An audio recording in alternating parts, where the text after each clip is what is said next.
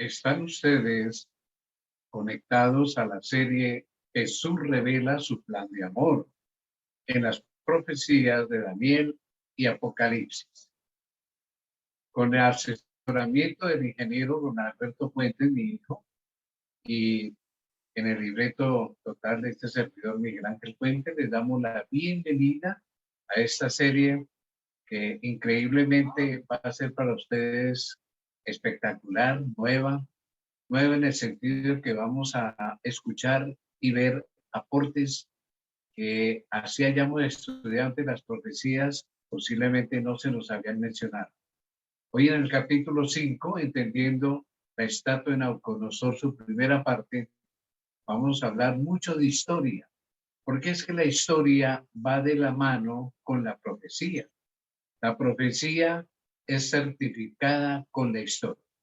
Es la historia la que nos hace reconocer que la profecía es evidente. Y bien, antes de entrar en materia, ustedes y yo, que son bienvenidos, vamos a tener nuestro momento de oración, en donde asuma una actitud de oración reverente. Muchas gracias. Padre, honramos y glorificamos tu nombre por todas las bendiciones que hemos recibido en este día. Muchas gracias por la vida, la salud y sobre todo este momento feliz en el cual nos disponemos a estudiar tu palabra, las profecías. Pedimos, Espíritu de Dios, tú seas nuestro maestro, nos capacites, grabes en nuestro corazón todas estas lecciones del amor de Jesús. Y lo estamos pidiendo en ese nombre incomparable, como es el nombre de Jesús. Amén. Amén.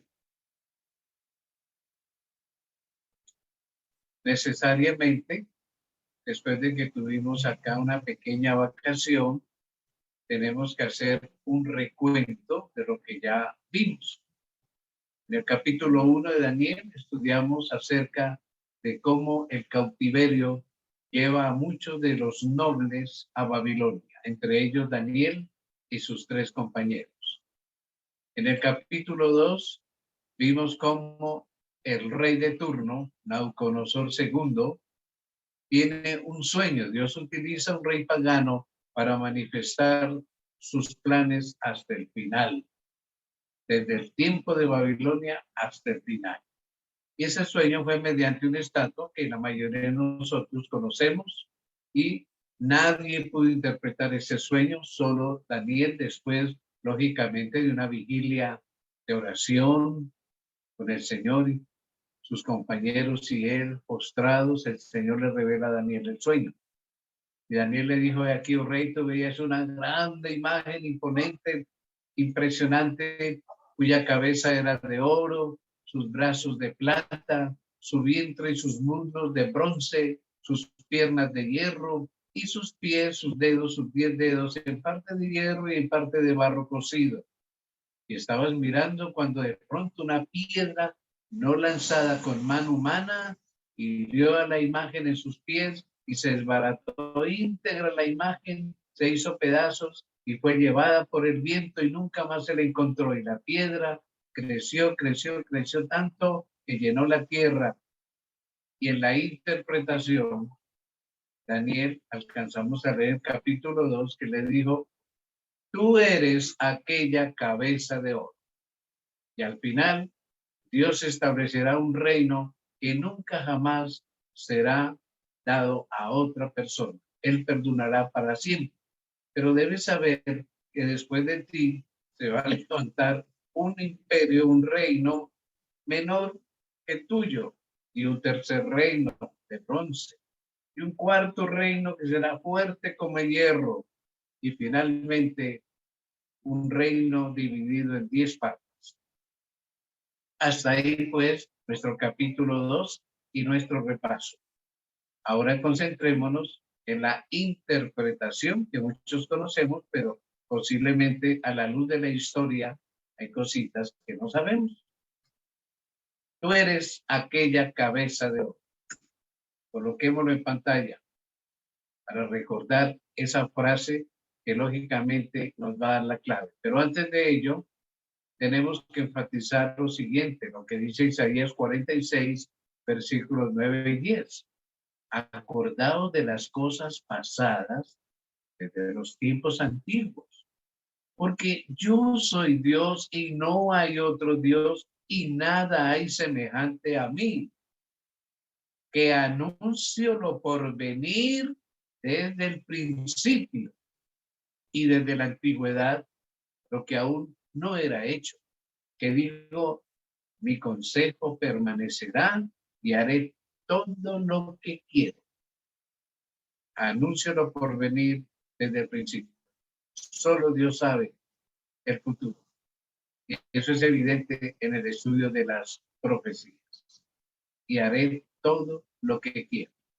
Quiere decir, el desarrollo de la historia humana, llámese el país que se llame, es bajo la voluntad de Dios. Él quita y pone reyes. Bien, ahora sí, en el siguiente cuadro nosotros podemos leer la declaración de Daniel al rey Nabucodonosor II. Tú eres esa cabeza de oro.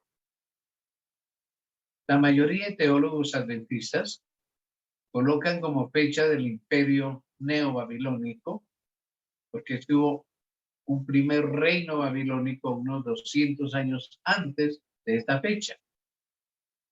Pero ahora estamos en el nuevo imperio babilónico. Y la mayoría de teólogos adventistas colocan la fecha 606 o 605 como inicio del imperio. Este servidor, caprichosamente, al estudio de la historia, coloca el año 626 antes de Cristo y termina en el año 539 antes de Cristo, o sea, 87 años. Yo quiero desde ya llamar su atención a las siguientes proporciones. La cabeza es posiblemente la parte más pequeña de las partes mencionadas en la profecía y por eso solo duró este imperio 87 años, contando desde el 626, que es cuando Nabopolassar, el padre de Nabucodonosor, comienza a establecer su imperio neobabilónico. Pero la mayoría piensan que solo comienza con Nabucodonosor II. No, empieza con Nabopolassar en el año 626. Entonces, es por eso que yo les digo que eso es como caprichoso, porque es que la historia así lo menciona. Hablemos un poquito entonces de Nabopolassar y vamos a colocar aquí la fecha de su imperio, o de su reinado, digámoslo mejor, que fue del 626 hasta el 605, aproximadamente unos 20 años.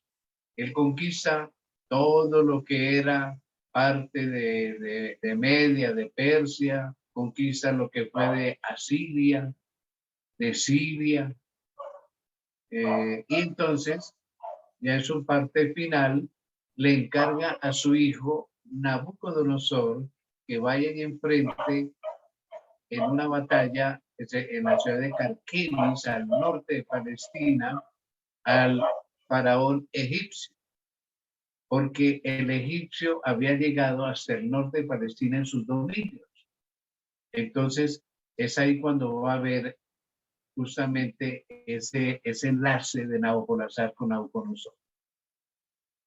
Este hombre, Nabopolassar, se convirtió en rey después de la muerte de su padre. Fue un mecenas, digámoslo así, de las ciudades, un patrocinador, un apoyador y un constructor excepcional. Pero las mayores obras las hizo su hijo. ¿Qué pasó ahí? Que cuando viene Nabucodonosor de obtener la victoria en Carquemis y desalojar a los egipcios, pues viene a conquistar a Palestina, que le pertenecía a los egipcios, y cuando ya llega a Jerusalén, después de haber conquistado unas ciudades de Israel, y llega a Judea, está ahí en Jerusalén, cuando le llega la noticia por un escuadrón de soldados que su padre acaba de morir, Nabopolassar. Entonces, Nabucodonosor se regresa inmediatamente a Babilonia, porque en esos tiempos, cuando no se tomaba el mando, el cetro, llegaba otra persona y asumía el trono. Entonces él se va con un escuadrón por la mitad del desierto, que era muy peligroso, y asume el mando. Pero deja entonces encargado a un general para que él se lleve en cautiverio a una buena parte de los judíos. No hay destrucción de Jerusalén todavía. Y se consuma lo que vimos en el capítulo 1. Daniel y sus compañeros llegan a Babilonia. Este Nabucodonosor II, su actividad de construcción en Babilonia fue lo que la convirtió en una inmensa y hermosa ciudad de la leyenda. Veamos cómo la imaginan los artistas por los descubrimientos arqueológicos, algunas imágenes en arcilla que se han encontrado, etc. Su ciudad de Babilonia cubría más de 3 millas cuadradas, o sea, más de 4 kilómetros cuadrados, rodeada de fosos por un doble circuito de murallas, o sea que era inconquistable. El Éufrates, el río Éufrates, fluía a través del centro de la ciudad, atravesado por un hermoso puente de piedra, y en el centro de la ciudad se elevó un zigurat, así se llaman esa especie como de pirámides, llamado Etemeranki, que lo tienen ahí usted en la diapositiva, con un titulito arriba en fondo azul que señala ese zigurat. ¿Qué quiere decir Etemeranki? La casa de la frontera entre el cielo y la tierra. Estaba junto al templo de Marduk, que fue el dios principal de los babilonios. Pero obvio, Nabucodonosor no era eterno, murió pronto, a los pocos años, y le sucede entonces uno de sus hijos, y se llama Evil Merodach. Vamos a colocarlo en pantalla, su nombre, Amel Marduk. Amel Marduk, que va del año 562 al 560, o sea que solo reinó 2 años. Era Evil Merodach, era hijo de y sucesor de Nabucodonosor II. ¿Y por qué pongo ese nombre de Evil Merodach? Porque es que en la Biblia no aparece como Amel Marduk, sino como Evil Merodach.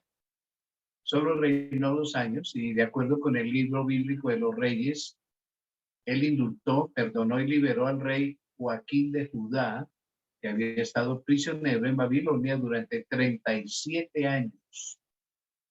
Supuestamente debido a que Amenmardú intentó modificar las políticas de su padre, pues fue asesinado por Neriglissar, su cuñado, nada menos. Bien ustedes.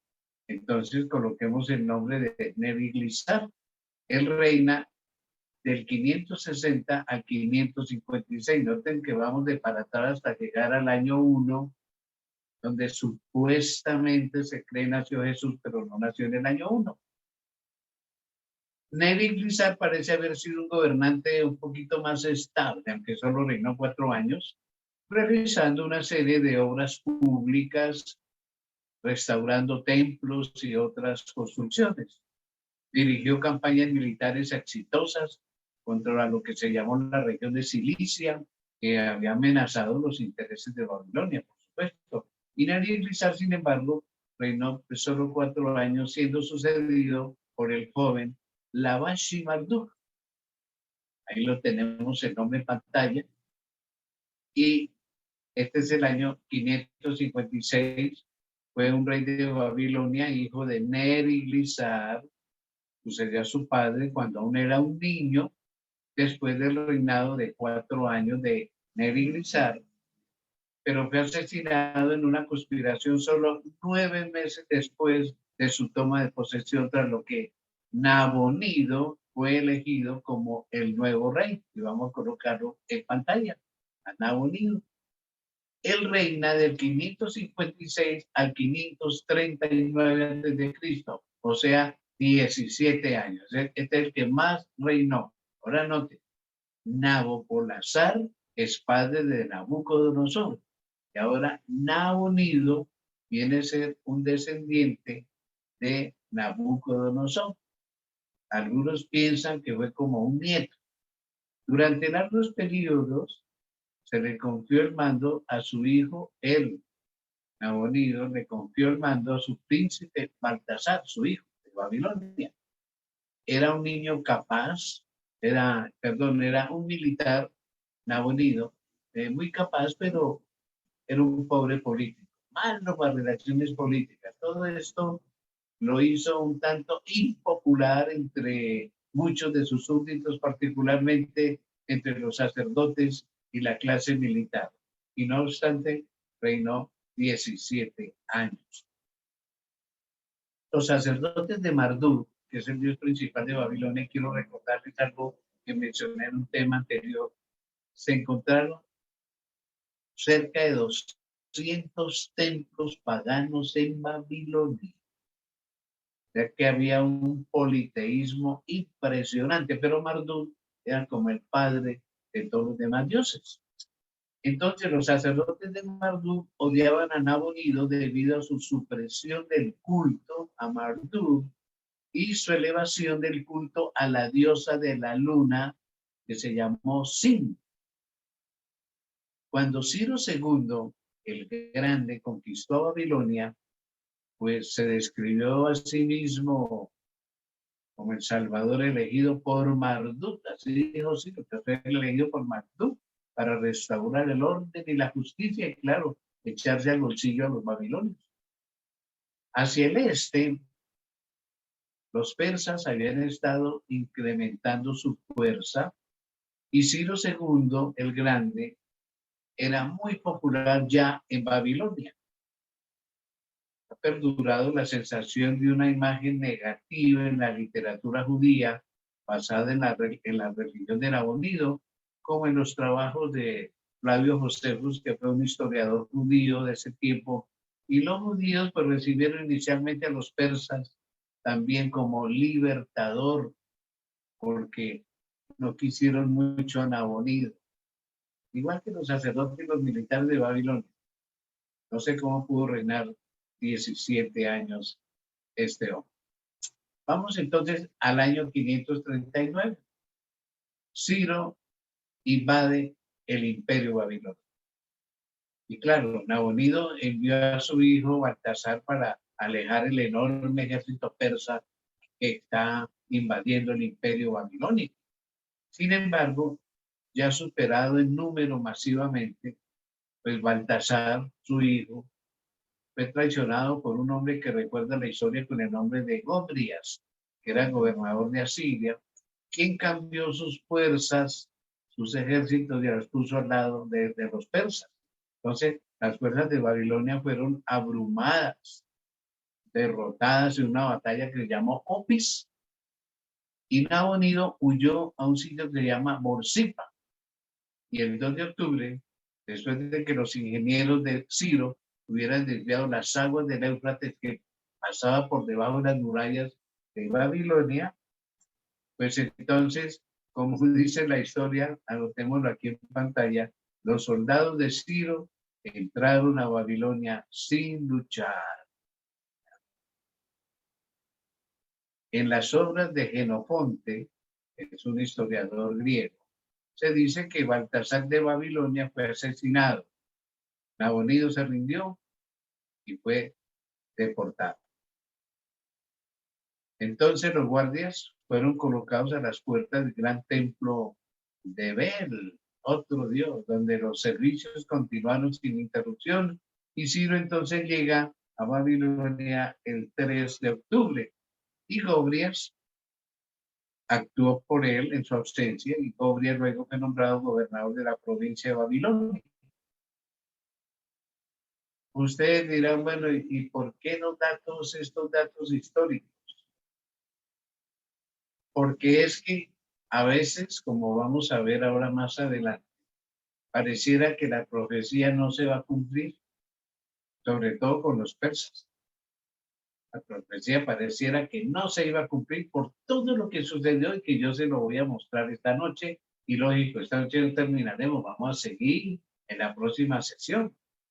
Veamos cómo estos datos históricos concuerdan con la narración del profeta Daniel respecto a la caída de Babilonia. Vamos a leer el capítulo 5 de Daniel. Ustedes lo conocen muy bien la mayoría, pero vamos a repasarlo. El rey Belsasar, que noten que es hijo de Nabonido, hizo un gran banquete a 1000 de sus príncipes y en presencia de 1000 bebía vino. Belsasar, con el gusto del vino, mandó que trajesen los vasos de oro y de plata que Nabucodonosor, su padre, lo llama padre, pero parece que es más bien su bisabuelo. Su padre, Nabucodonosor, había traído del templo de Jerusalén para que bebiesen en ellos el rey y sus grandes, sus mujeres y sus concubinas. Imagínense usted el sacrilegio tan tremendo. Entonces fueron traídos los vasos de oro que habían traído del templo de la casa de Dios que estaba en Jerusalén y bebieron en ellos, ay, ay, ay, el rey y sus príncipes, sus mujeres y sus concubinas. ¿Cómo les parece? Bebieron vino y alabaron a los dioses de oro y de plata, de bronce, de hierro, de madera y de piedra. Tenían de todos los metales. En aquella misma hora aparecieron los dedos de una mano de hombre que escribía delante del candelero sobre lo encalado de la pared del palacio real, y el rey veía la mano que escribía. Entonces, ay, el rey palideció y sus pensamientos lo turbaron y se debilitaron sus lomos y sus rodillas daban la una con la otra. ¡Qué terror el que le dio! Y el rey gritó en alta voz, que hiciesen venir magos, caldeos y adivinos. Y dijo el rey a los sabios de Babilonia, cualquiera que lea esta escritura y me muestre su interpretación, será vestido de púrpura. Y la púrpura es un color de reyes, ¿no? Y un collar de oro llevará en su cuello y será el tercer señor en el reino. ¿Por qué dijo el tercer señor? Porque el primero era Nabonido, el segundo era Belsasar, y entonces ahora que él interprete será el tercero. Entonces fueron introducidos todos los sabios del rey, pero no pudieron leer la escritura ni mostrar al rey su interpretación. Entonces el rey Belsasar se turbó sobremanera y palideció, y sus príncipes estaban perplejos. La reina, por las palabras del rey y de sus príncipes, entró a la sala del banquete y dijo, rey, vive para siempre. No te turben tus pensamientos, ni palidezca tu rostro. En tu reino hay un hombre en el cual mora el espíritu de los dioses santos. Y en los días de tu padre, hablando de bisabuelo Nabucodonosor, en los días de tu padre, entonces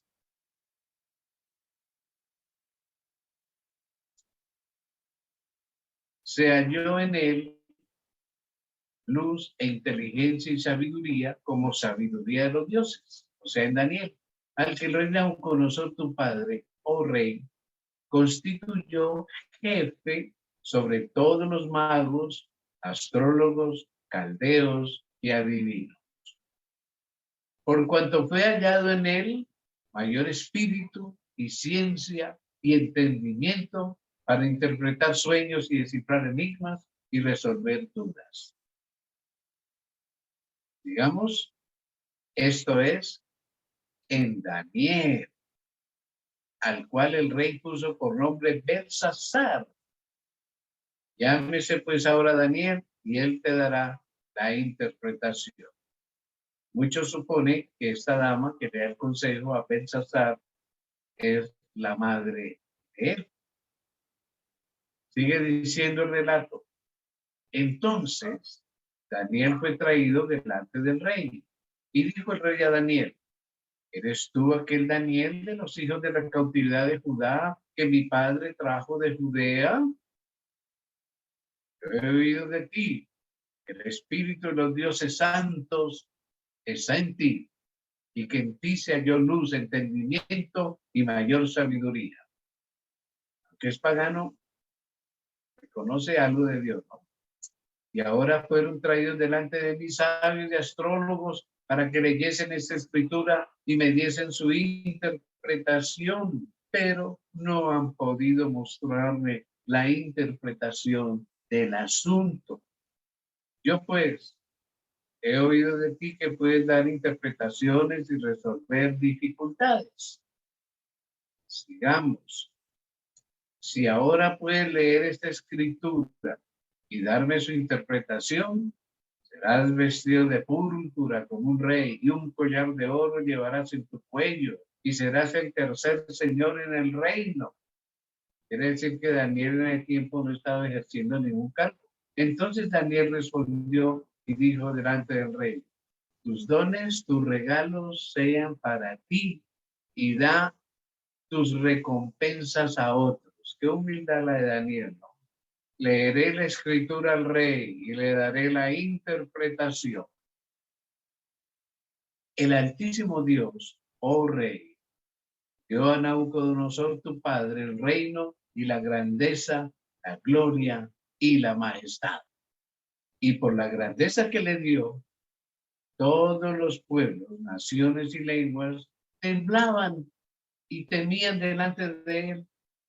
A quien quería mataba, y a quien quería daba vida, engrandecía a quien quería, y a quien quería humillaba. ¿Cómo les parece? Tremendo, ¿no?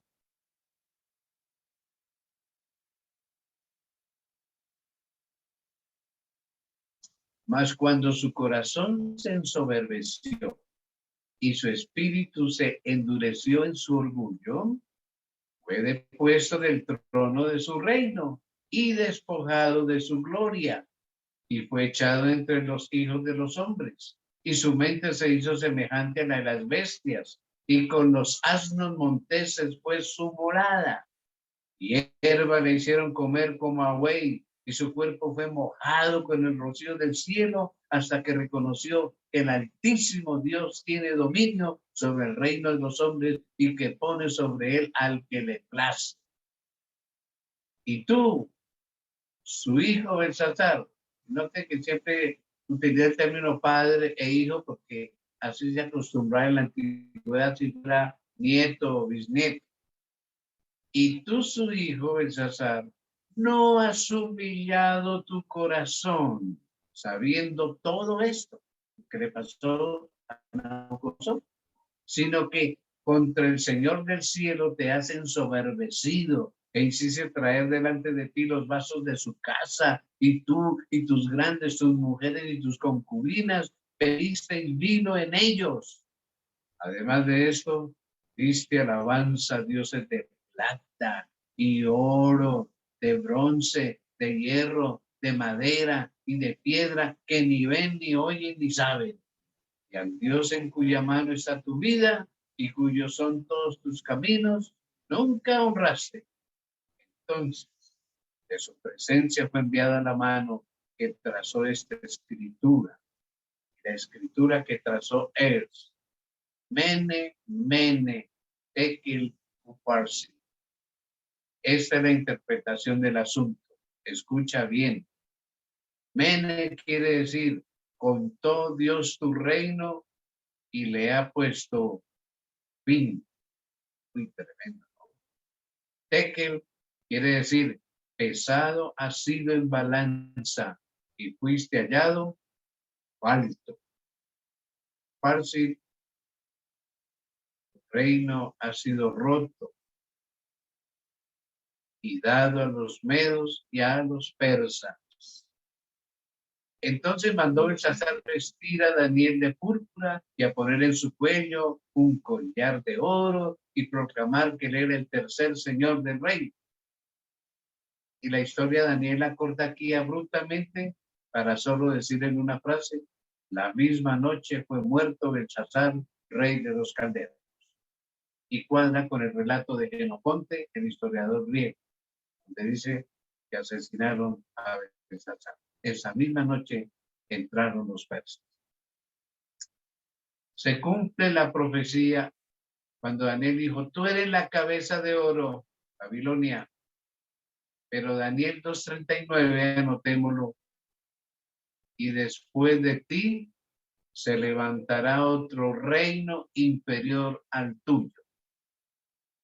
Y sí, Señor, esa noche entró el ejército de Ciro II el Grande y se tomó a Babilonia, y antes había conquistado los alrededores y siguió en conquistas y se apoderó del reino neobabilónico y se cumplió la profecía. Ahora, la historia de Medo-Persia es un poco larga y trató de contradecir la profecía, porque el imperio persa llegó hasta la India, llegó hasta cerca de Grecia, dominó todo el Asia Menor, dominó a Palestina, el norte del África, un imperio grande, bravo. La historia dice que los ejércitos persas eran de casi 1.000.000 de hombres. Algunos historiadores dicen que es una exageración. De todas maneras, para esa época, los datos que les voy a dar son impresionantes. Les voy a poner aquí una listica de todos los reyes que hubo, porque algunos de ellos son mencionados en la Biblia. ¿Ya? Así que, primero, Ciro II, el cual reinó en el 559 hasta el 529, o sea, como unos 30 años. Le siguió Cambises II, después Esmernis, Gaumata, solo reinó, estos dos reinaron solo unos meses. Sube Darío el Medo en el año 522 hasta el 485. O sea que reinó como 37 años, bastante. Darío I. Le sigue Jerjes I y Artajerjes. Es muy posible que este Artajerjes es el rey que elige a la reina Esther. Sube después Jerjes II, reinó muy poco. Le siguió Sogdiano y viene un descendiente de Darío I, Darío II, y ya vamos en el año 404. Este Darío II reinó 19 años, ¿no? Bastante. Entonces, noten, yo quiero llamar su atención de que esto está largo, bastante largo. Sigue Artajerjes II, que reina apenas unos 6 años. Artajerjes III, este reina 20 años. Artajerjes IV, solo 2 años. Vuelve otra vez un Medo, Darío III, y este reina 6 años. Y el último Artajerjes V, que más o menos reina 1 año, año y medio. Ante esta lista tan tremenda y que abarca tantos años, vamos a ver aquí que son casi 200 años, pero lógico, se desafió a la profecía. No se va a cumplir, que se va a levantar un segundo reino, no. Y yo les traigo estos datos para que ustedes vean, no sé si es el malo que levanta una cantidad de inconvenientes para que surja un tercer reino profetizado, o ha sido la voluntad de Dios de que así fuera. El caso es que se levantan lo que se llamó las guerras médicas. Y algunos de ustedes van a creer, las guerras médicas, sí, pero no era con médicos. Cualquiera puede pensar eso, ¿no? Veamos en el siguiente cuadro que el nombre de guerras médicas, al contrario de lo que a simple vista pareciera insinuar, no tiene nada que ver con la medicina. Por el contrario, fueron llamadas así por el nombre que los antiguos griegos le daban a una región contigua a Persia, la región de Media. Por eso llaman médicas. Media o el imperio Medo. cuya frontera se hallaban entre la Mesopotamia y el mar Caspio. Entonces, los griegos sabían que su enemigo era el imperio persa, pero incluso así nombraron a estos conflictos como las guerras médicas, dándole el nombre de medos, o sea, las guerras contra los medos. Y esto obviamente lo confirma la historia. Ahora bien, estas dos potencias de la época eran muy diferentes, hablando de Medo-Persia y ahora de Grecia. Eran muy diferentes. Mientras el imperio persa de Ciro I y segundo el Grande era un estado monárquico en expansión, las distintas ciudades griegas conformaban un archipiélago, muchísimas islas unidas entre sí por afinidad cultural, pero independientes política y militarmente. Cada isla, cada ciudad tenía su ejército, tenía su gobierno propio. No eran un país, no eran un imperio, eran así todos sueltos. Mientras que Medo-Persia sí era un imperio sólido. Y noten cuántos reyes hubo, en 200 años, más o menos. Las guerras médicas, tenemos en pantalla ahí, fueron una serie de conflictos entre el imperio de Persia y las ciudades-estado del mundo helénico, del mundo griego, que comenzaron en el año 492 a.C. y se extendieron hasta el año 449 a.C. Quiere decir entonces que fueron como 43 años de guerra entre Persia y Grecia. La colisión entre el fragmentario mundo político de la antigua Grecia, todos divididos, y el enorme imperio persa comenzó cuando Ciro II el Grande conquistó un lugar que se llamó Jonia en el año 547. Aquí en el mapa, a ver si algunos de ustedes tal vez en el celular no alcancen a verlo también, o se tienen el computador prendido, si lo van a ver bastante claro. A la derecha de nosotros, de nuestra pantalla, está el Asia Menor. Todo de ahí para allá es de Persia. Pero ahí en las costas, en color azul, azul oscuro, había una costa y unas islas que pertenecían a Grecia. No habían sido conquistadas por los persas. A eso se le llama Jonia. Ahora noten a la izquierda. He puesto en un círculo rojo arriba, Grecia. Toda esa sección ahí hasta abajo, aunque eran totalmente independientes y no están unidas, pertenecen y van a llegar a pertenecer a Grecia. Y allá en un circulito en la mitad, digo circulito porque está pequeño, es para señalar a Atenas. Y Atenas siempre se la consideró como la capital de todo lo que va a llegar a ser el imperio griego. En un comienzo fue macedónico, como vamos a ver en la próxima lección, pero en ese momento Atenas es la principal. Entonces, guarden este cuadro. Jonia está a la derecha, está en color azul oscuro. Bien. Entonces, viene Persia y ataca a Jonia, de color azul oscuro. Y tuvo dos momentos críticos en las dos expediciones fallidas de los persas contra Grecia en el año 490 y desde el año 481 hasta el 479. Son conocidas como la Primera y la Segunda Guerra Médica, que realmente se las considera tres guerras médicas. Y el enfrentamiento entre griegos y persas, del que las guerras médicas fueron solo una fase, duró un total de más de 2 siglos, y por eso es que yo lo traigo a colación, que pareció que no se iba a cumplir la profecía, 200 años y nada que se cumplía, que vendría un tercer reino, caramba. Entonces, el enfrentamiento entre griegos y persas, de que las guerras médicas fueron solo una fase, duró esos 2 siglos y culminó con la conquista y disolución del imperio persa por Alejandro Magno en el siguiente siglo y en el siguiente capítulo que vamos a estudiar nosotros en la próxima lección. ¿Cuál es entonces la causa de las guerras médicas? Coloquémoslo en pantalla.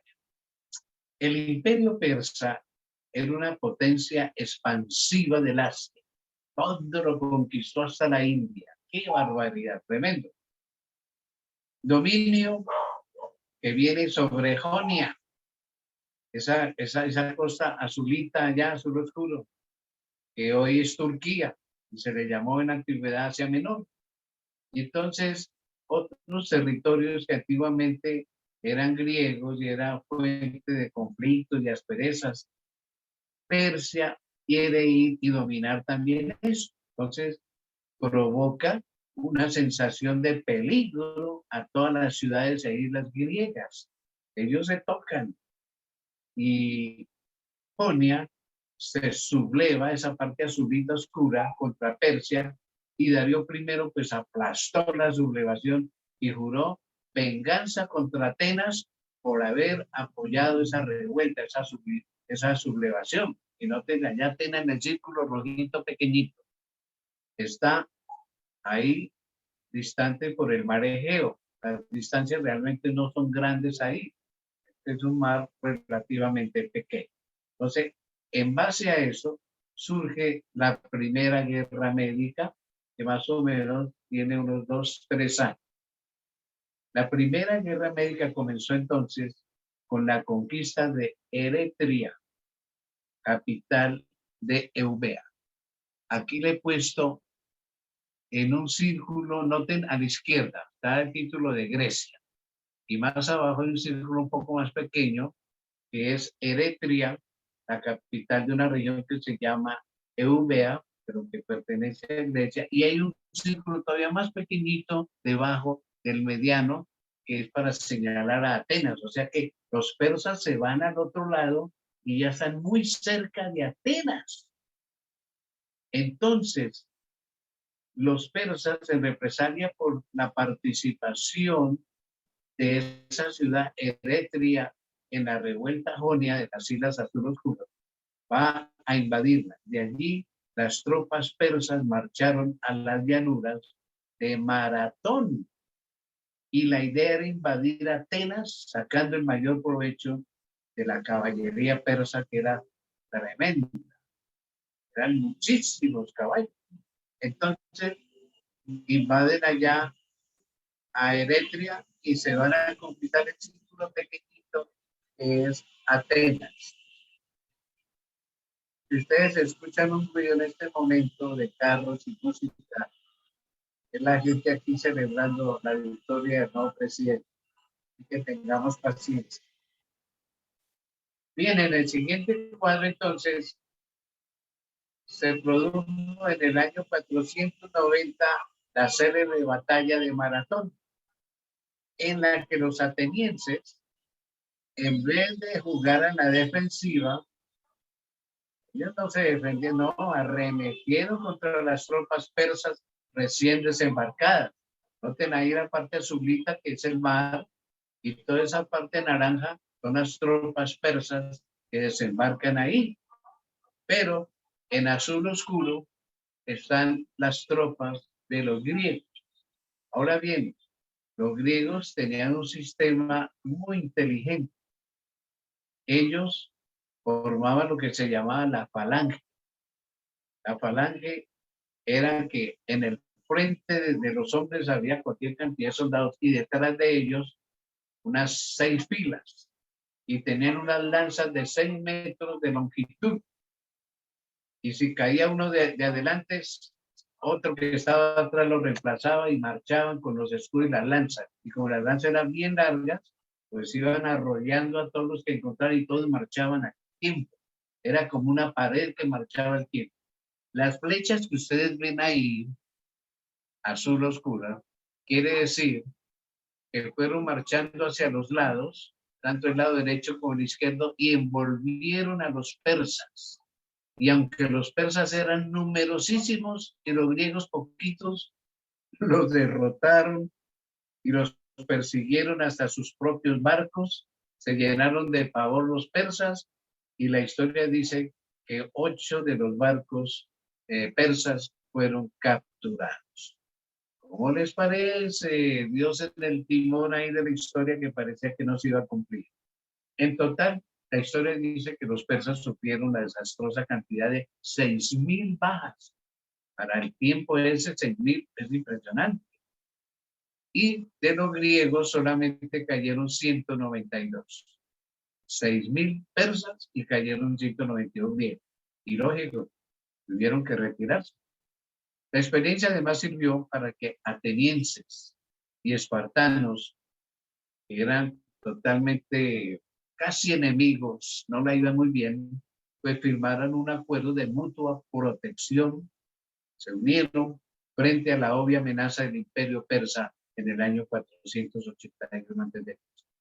Entonces se produce ahí la Segunda Guerra Médica, que dura más o menos 2 años también.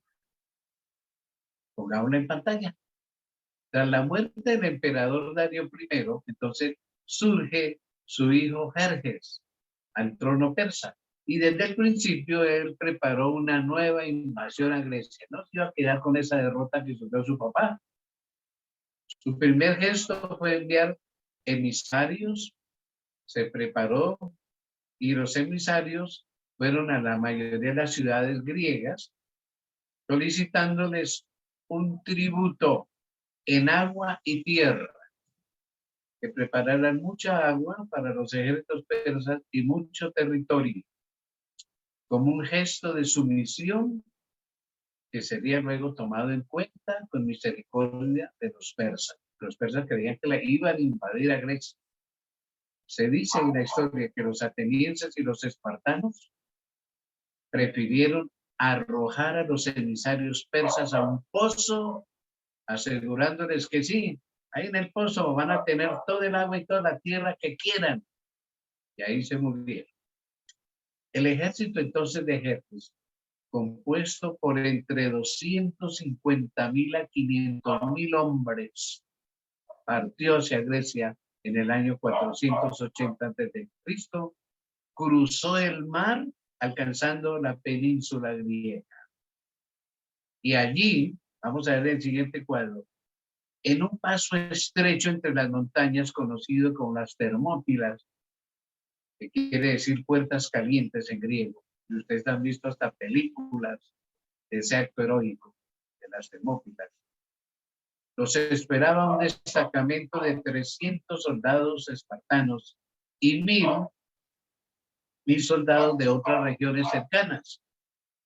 Comandados por el rey Leonidas I, estaban dispuestos a contener al ejército lo más posible. A este episodio entonces se le conoce como la famosa batalla de las Termópilas, que comenzó con la petición de Jerjes de que los griegos soltaran sus armas y se entregaran a cambio de la piedad de él. Pero la respuesta que obtuvo fue que Leonidas le mandó a decir: ¿quieren nuestras armas? Ven a tomarlas. Tras 5 días de espera, apostó por la superioridad numérica de su ejército Jerjes, y compuesto en su mayoría por una infantería ligera, por una caballería de arqueros que eran muy precisos, y carros, y unos pocos soldados de élite conocidos como los inmortales, que era la guardia personal del mismísimo rey Jerjes. Sin embargo, en aquel desfiladero tan estrecho, las tropas se veían reducidas en el combate cuerpo a cuerpo y a merced de las largas lanzas de los griegos, 6 metros, teniendo que combatir uno a uno, sufrieron numerosas bajas en cada oleada en la que iban. Así estuvieron hasta que un griego, dice la historia, un griego traidor, que se llamó Efialtes, condujo a las tropas de Jerjes a través de un camino, dando una vuelta que conducía a que salieran a la retaguardia los griegos, les salieran por detrás. Imagínense, el camino estaba defendido, ese camino, ese atajo, por 1.000 hombres que a pesar de sus excelentes posiciones defensivas, se acobardaron y entonces permitieron el paso de los persas, sitiados por delante y por detrás. Leónidas I y sus 300 junto a 700 que quedaban permanecieron en su sitio hasta morir uno por uno. Sin embargo, dice la historia, se llevaron consigo alrededor de 10.000 soldados persas, un golpe terrible en la moral del ejército invasor. En el siguiente cuadro vamos a notar que a las Termópilas le siguió otra batalla, la de Salamina, en la que los griegos tendieron una emboscada a la armada persa, porque esta vez se fueron fue con una cantidad de barcos que parecían hormigas sobre el mar Egeo. ¿Qué hicieron los griegos? Evacuaron Atenas, sacaron a todas las mujeres, niños y permitieron su saqueo por las tropas invasoras, que se bajaran algunos barcos griegos, bajaron sus soldados y entonces saquearon a la ciudad. Pero además filtraron hacia las tropas persas, algunos que hicieron pasar por amigos de ellos, diciéndoles un secreto, un supuesto secreto, de que la flota griega esa noche iba a huir, porque los griegos también tenían sus barcos. Así forzaron a Jerjes a dividir su flota para cerrar los posibles escapes de los griegos y entablando una batalla naval para la cual los atenienses resultaron estar mucho mejor preparados a pesar de su número inferior. Dice la historia que armaron muchas balsas, tomaron todas las canoas que pudieron y pusieron a mujeres, a niños a conseguir toda la paja que encontraran, toda hierba seca, todo arbusto seco, y los echaron en esas balsas, en esas canoas, les echaron querosene, y entonces un soldado griego iba de noche conduciendo, empujando cada balsa, cada canoa con una lámpara. Y cuando ya hubo el momento en que el viento soplaba hacia los barcos persas, prendieron esa hojarasca que iba en cada balsa y en cada canoa, y el viento se los llevó contra los barcos persas y los incendiaron. El desastre naval de los persas. Esa fue la segunda guerra médica. Las bajas persas, anotémoslo, fueron innumerables y se repitieron en tierra firme poco después en la batalla de Platea, donde fueron nuevamente derrotados y así los persas fueron obligados a abandonar a Grecia en el año 479 a.C. Entonces la profecía que parecía que no se iba a cumplir, comenzó a cumplirse y solo por unos pocos griegos, porque los ejércitos persas eran increíblemente grandes. La mano de Dios detrás de la historia. Entonces se arma una tercera guerra médica, año 479 al 449. Quiere decir que duró aproximadamente 30 años. Se destaca ahí la batalla del río Eurimedón. En el último capítulo, en la guerra entre griegos y persas, estuvo al mando del nuevo soberano persa, Artajerjes. Ya no fue Jerjes, sino Artajerjes, el que parece fue el esposo de la reina Esther, y estuvo aliado con un antiguo griego llamado Temístocles, quien sufrió en ese momento el exilio de haber sacado de Grecia. Sin embargo, esos planes fueron frustrados por un líder griego llamado Simón, quien lideró el ejército griego y se lo llevó, cruzó el mar Egeo y se lo llevó hasta Turquía, allá a la península del Asia Menor. ¡Qué griegos tan increíbles! En el siguiente cuadro diremos que los griegos derrotaron al ejército persa en la batalla, en el cuadro anterior del río Eurimedonte. Esta gran victoria debilitó al ejército invasor, los persas, y tras algunos años más de guerras en pequeños lugares, obligaron a los persas a aceptar la paz de Calias, un acuerdo que puso fin al conflicto para siempre. Veamos entonces que las guerras médicas culminaron con la firma de esa paz, de la paz de Calias, en el que los persas se comprometieron a desistir de sus planes de conquista y no volver a navegar el mar Egeo. A cambio, obtuvieron permiso para el comercio con las colonias griegas del Asia Menor, allá donde estaban los persas. Con este tratado, entonces, se puso fin para siempre a los planes expansionistas y dominantes de Persia en el Mediterráneo, porque vamos a ver cómo en el continente, en el Asia Menor y hasta la India, en Palestina y Egipto, las cosas van a cambiar, pero este va a ser el capítulo de el próximo domingo. ¿Por qué hemos mencionado tanto esto? Porque es que lo que parecía no cumplir la profecía, se cumplió. Pasaron 200 años, pero se va a cumplir con Alejandro Magno el Grande. Y esa es otra historia interesantísima y tiene que ver, obviamente, con la profecía y con la historia bíblica, por muchos aspectos que vamos a conocer el próximo domingo. Esa noche, al terminar nuestro capítulo, el Señor tiene un mensaje para nosotros. Y Él nos dice, yo tengo mi mano en el timón de la historia y la profecía. También puedo y quiero conducir tu vida. ¿Lo permitirás? Yo tengo mi mano en el timón de la historia y la profecía. También puedo y quiero conducir tu vida. ¿Lo permitirás? ¿Cuántos vamos a permitir que el Señor conduzca nuestra vida? Cada mañana, digámosle al Espíritu Santo, toma el control de mi vida hoy.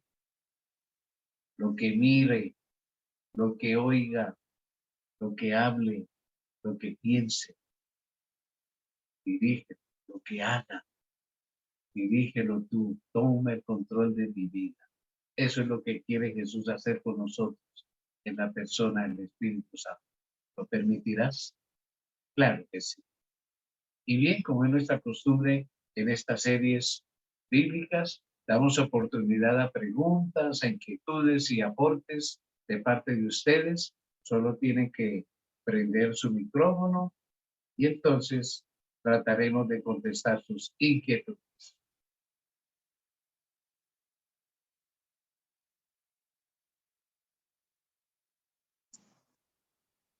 Aquí tenemos un mensaje de la hermana Nefer Caicedo. Ella se está conectando con nosotros desde Chile. ¿Cómo les parece? Qué linda, hermanita. Dios me la bendiga. ¿Hay alguna inquietud, alguna pregunta? Muy buenas Hermanita noches. Nefer dice, amén, Dios dirige mi vida conforme a tu voluntad. Qué linda decisión, hermana Nefer. Bien, Gracias. ¿alguien dijo? Hermana Nefer, díganos. Sí, muy buenas noches, pastor y queridos hermanos. La verdad, como usted lo acaba de decir, por primera vez me estoy conectando, a ver, un dicho bien coloquial, enchufándome en el tema y sí, me ha despejado algunas inquietudes, algunas dudas, de pronto conceptos que no tenía claro. De modo que en esta hora solo doy gracias a Dios por la oportunidad y poder seguir creciendo a través de este trabajo que se está haciendo de enseñanza. Gracias por su testimonio y su aporte, hermanita Nefer, desde Chile. ¿En qué ciudad está usted de Chile? Estoy al sur del país, esto es Chillán, muy cerca de la Universidad Adventista.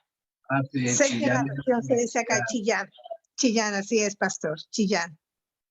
Bendiciones, saludos a los hermanos por allá. Amén, con gusto. ¿Alguien más tiene algún aporte, alguna inquietud, alguna pregunta? O como decía mi profesor, ¿entendimos todo o entendimos nada?